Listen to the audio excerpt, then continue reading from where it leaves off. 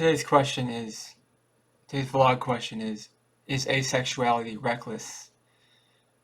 That's, sometimes I wonder that, because I am asexual, but I think to myself, why do I want to be asexual? Why do I want to live like this? Don't I want some deeper connection with someone? Don't I want some intimacy? But, not really, because then I'm getting my self-worth from what someone thinks about me. And then I get some random person influencing me, telling me what to do, telling me how to live, um, which should be okay. It's okay to have people influence you. It's just, um, I'm just very careful who I want influencing me, I guess, and um, and I don't like putting my defenses down. So that's why I choose to be asexual, and I like living like this. I like living like this because I get to do whatever I want. I don't have to agree to eat whatever someone else wants to eat or live however somebody else wants to live, or I sleep better because I get the whole bed to myself.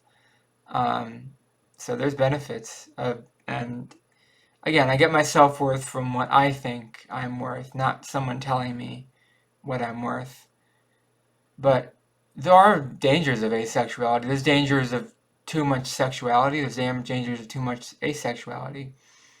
Too much of anything can be dangerous, and you might even say it's reckless. Because if you spend your life doing something, then you might wake up one day and be like, oh, well, I wish I could go back and do that, but you might say you can't because it's too late. Because once you get old, people don't like you as much when you're old, and it's kind of like too late. But at the same time, it's not that people don't like you when you're old, because if you really tried, if, like, for example, my dad's 60, what? He's 62? No, my dad's 64 at this point. My dad's 64, and wow, I didn't realize he was 64. My dad's 64. If my dad wanted to on Tinder, he could go, I've told him, you go on Tinder, you can hook up with somebody on Tinder, and he's like, oh no, I can. So he's even matched with people on Tinder. They've even wanted to meet up with him, but my dad's in love with my mom, even though they haven't lived together in like 23 years. The parents haven't lived together in 23 years, but my dad still loves my mom. That's why my dad doesn't date anyone else. My dad could get a girlfriend if he wanted to. My dad is a pretty confident guy, but he hasn't dated anyone since my mom left him because he's still in love with my mom. He's still in love with my mom, and he doesn't care what anybody thinks. He's That's real love. That's real love when you love someone even when they don't love you back. Even when you can never be with someone when they're just a memory, a past part of your life. A part of the reason he loves my mom is because I talk to my dad once a month, at least once a month on the phone, or I talk to him email sometimes too. And I'm somebody that cares about him, and I need to make sure he's doing well. And because I care about him is probably why he still loves my mom, even though she doesn't really, they don't talk. I mean, they might talk once every 4 years on email or something, but very rarely they talk on email. Obviously, she's not going to waste her emotional time with him when my mom has a new boyfriend now. So, not a new boyfriend, but a boyfriend for the past 14 years, I guess. And it's the same. They're practically married, basically. But I do believe what my dad feels for my mom, that's real. To me, that's real. And I wouldn't want anything short of that. Now, am I reckless in trying to find something that doesn't exist? Because my dad didn't feel that way about my mom initially. Initially, it was just a light infatuation. But then over time, it grew into something more. And am I being reckless in thinking that I want something really strong, really powerful, and really valid? Am I reckless in that? Maybe. But I don't care. Because I know that I can feel whatever I want towards people, and it doesn't have to be reciprocated. As long as you're not, say this on YouTube. As long as you're not, as long as you're in control of your desires, let's put it that way. As long as you're in control of your desires and you're in control of your emotions as long as you're in control of your emotions and your desires, I think it's okay. I think it's okay to be asexual. I think it's okay to be sexual. I don't think one is better than the other. I think most people prefer to be sexual because their self-worth increases when somebody gives them affection. I don't think my self-worth would increase if somebody gave me affection because it's always so limited. It's always such a limited, oh, here's a little affection for you. Here's some affection. Enjoy your affection with your meal. Oh, yeah. It's always such a little amount of affection that it doesn't really increase my self-worth. I get more affection from quantities of people. From when someone is nice to me, that's affection. When someone gives me a compliment, that's affection. And I'll take 1,000 compliments over one true love. I will take 1,000 compliments over one true love any day of the week, or true romance. I don't need a true romance to feel real. I'll take 1,000 little compliments. Now, is my self-worth always going to be less than, is my self-opinion always going to be less than what everyone else's self-opinion is? It's quite possible. It's quite possible I might always have a lower self-opinion, and that might lead to lower health. And I'm probably always going to be in worse health than everyone else. However, I do not think my health would improve if someone just decided, you're my everything, you're my soulmate, you're whatever. I don't think my health would improve because that would be so temporary. And from my understanding of romance is you have to give love to get love. Or you have to a better phrase is you have to give affection to get affection. So, if I have to give affection to get affection, then am I actually getting any affection out of it? If I'm always going to be on the losing end, if I always have to give more affection than I'm getting affection, then if I'm always going to be on the losing end of the spectrum, then I'm not getting anything out of it. If I always have to give more affection than I get affection, there are people on this planet, I'll tell you right now, there are people on this planet who give affection and receive more affection than they give because they're so great people. They're such wonderful people that the affection that they give, they actually receive more affection than they give because they're such wonderful people. They're such wonderful people that everyone wants to be around them.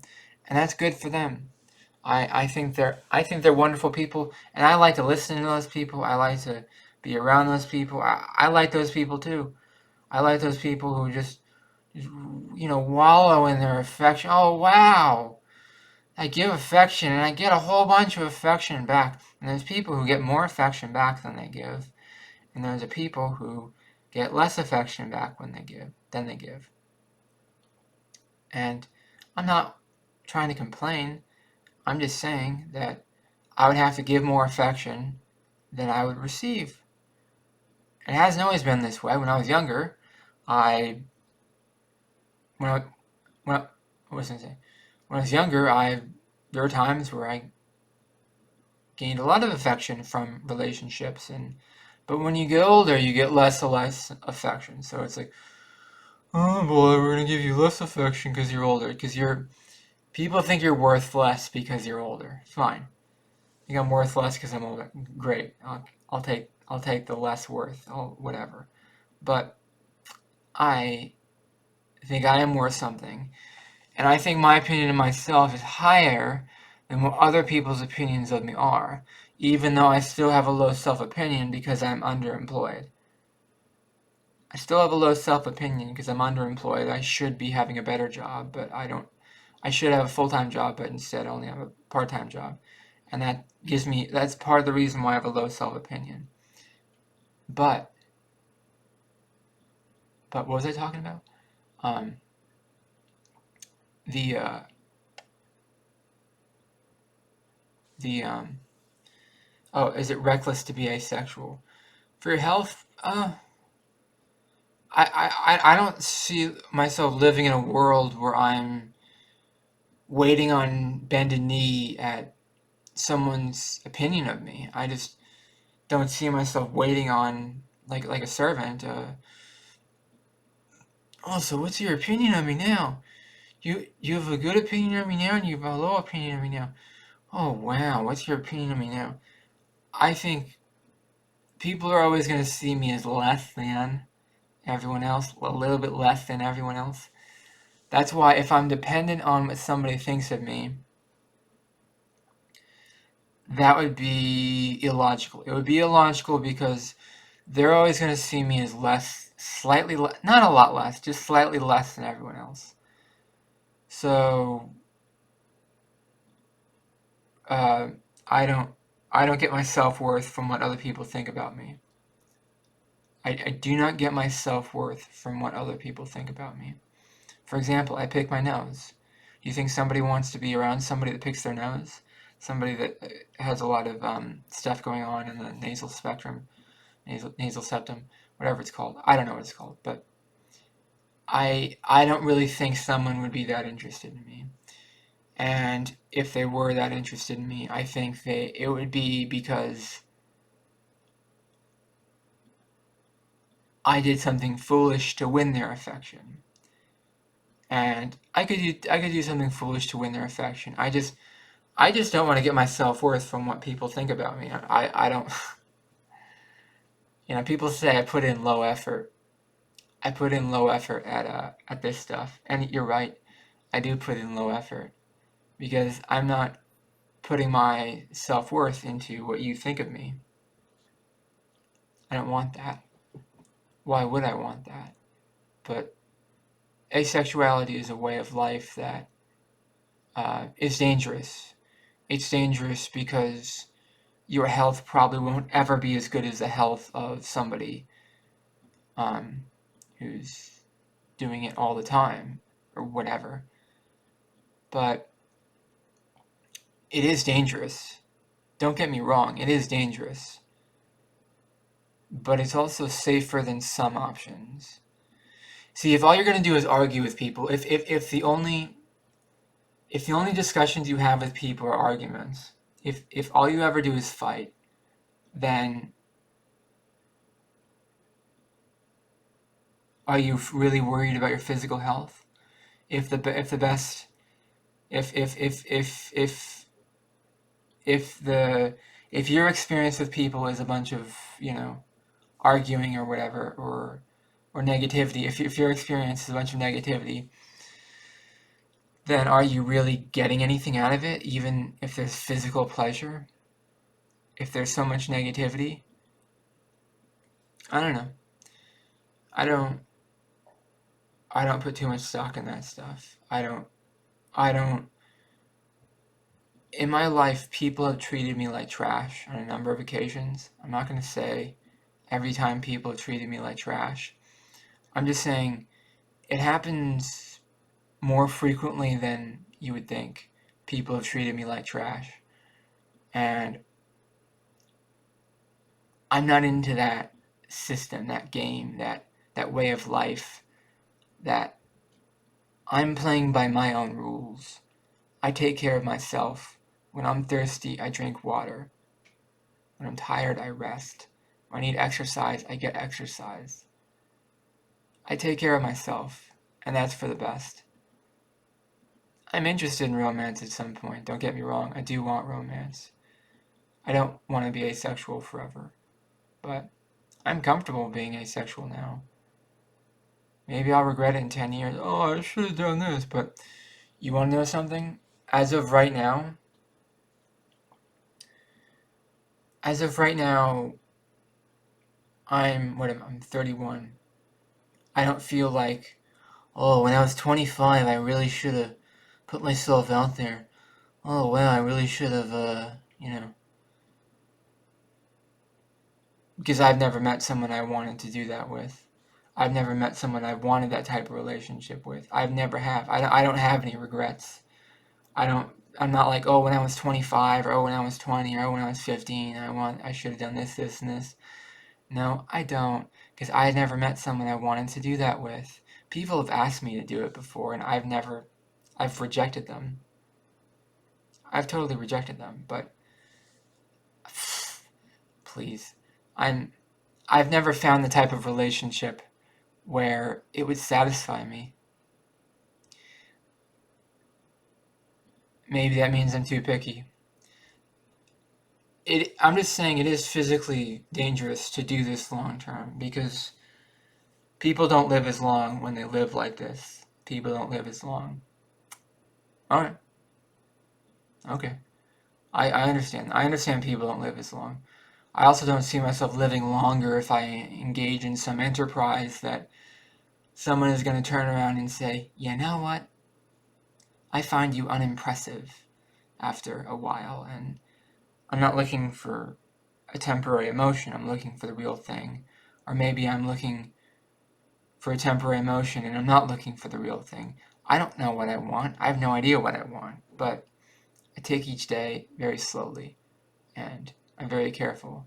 I'm very thoughtful. I'm very rational. And if my rationality is my downfall, then so be it. Because I don't believe people are going to treat me better than I'm going to treat myself. I will treat myself one way, and other people treat me a different way. And I believe that how I treat myself is the only thing I really care about. I believe in self-preservation, and I believe that's why I'm an asexual. Now, is it controversial to live this way? Yeah, it's controversial. It's controversial to be a monk. It's controversial to be a priest. A lot of things are controversial. You can be whatever you want. You can be a steam train if you want to be a steam train. You can be whatever you want. But you can live your life however you want. But this is just what I want right now. Maybe tomorrow I'll change my mind. But right now, this is who I am. I'm comfortable with it. I don't want anything other than this. That's that. Let me know in the comments below. Do you think asexuality is reckless? Let me know in the comments below. Please subscribe to this channel to be part of the community. And please like this video. It really helps out the channel a lot. Thank you for watching. Have a great day. Bye-bye.